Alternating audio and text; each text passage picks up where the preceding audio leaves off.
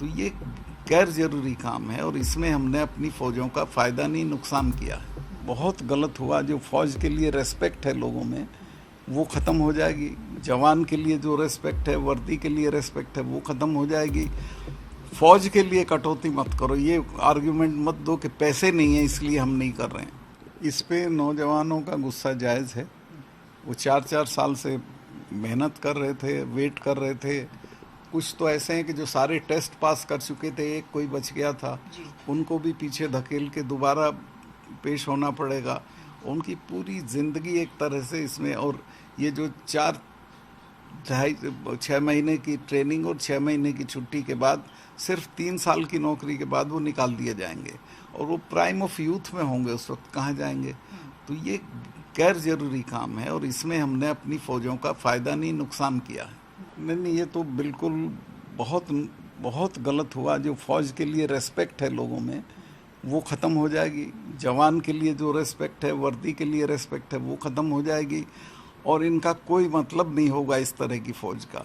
मैं तो ये कहना चाहूँगा कि कहीं कटौती करो देश के खर्चों में, फ़ौज के लिए कटौती मत करो। ये आर्ग्यूमेंट मत दो कि पैसे नहीं है इसलिए हम नहीं कर रहे हैं।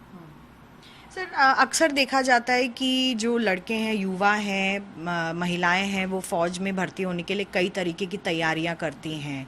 तो अब सरकार का ये भी कहना है कि जितने प्रदर्शन हुए हैं जिसमें युवाओं ने प्रदर्शन किया है, उनका बैकग्राउंड वेरिफिकेशन होगा पुलिस का, और अगर वो पाए जाते हैं उस प्रदर्शन में तो उनकी भर्ती भी नहीं होगी, क्योंकि अभी कुछ ही दिनों में भर्तियाँ शुरू होने वाली हैं।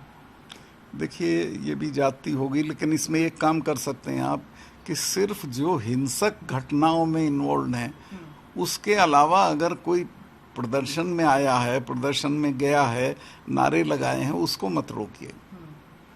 ये कैसे वो वेरीफाई कर पाएंगे, क्योंकि गेहूं के साथ घुन भी पिसता है वो वाली? वो तो इंटेलिजेंस की रिपोर्ट होती है, वो सही रिपोर्ट आ सकती है, कोई दिक्कत नहीं।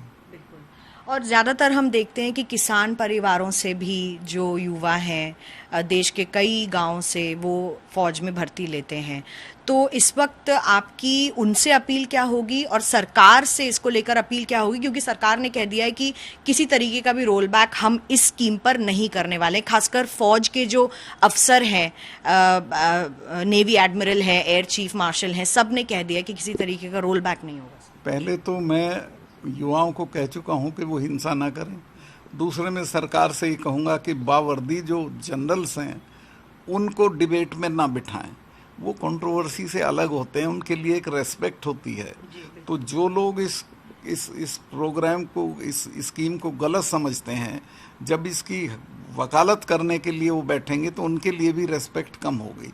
तो उनको डिबेट में नहीं डालना चाहिए। सरकार खुद बैठे, वो अपने डिफेंस मिनिस्टर बैठे, डिफेंस सेक्रेटरी बैठे, लेकिन जनरल्स को नहीं बिठाना चाहिए। पहले तो मैं इनका यकीन नहीं करता हूँ। इन्होंने तो ये भी कहा था कि हम MSP के लिए कमेटी बनाएंगे, आज तक नहीं बनी है। वो चीफ मिनिस्टर वादे कर रहे हैं जो दोबारा बनने वाले नहीं हैं। तीसरे ये है कि जहाँ एकोमोडेट करेंगे वो कोई रिस्पेक्टेबल पोजीशन नहीं होगी। एक सिपाही लड़के आएगा, वॉर्स में से आएगा, और उसको आप चौकीदारी के काम पे खड़ा कर देंगे तो वो उसका अपमान है।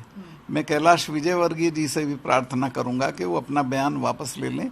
वो बहुत डेरोगेटरी है कि हम इनको चौकीदार रख लेंगे।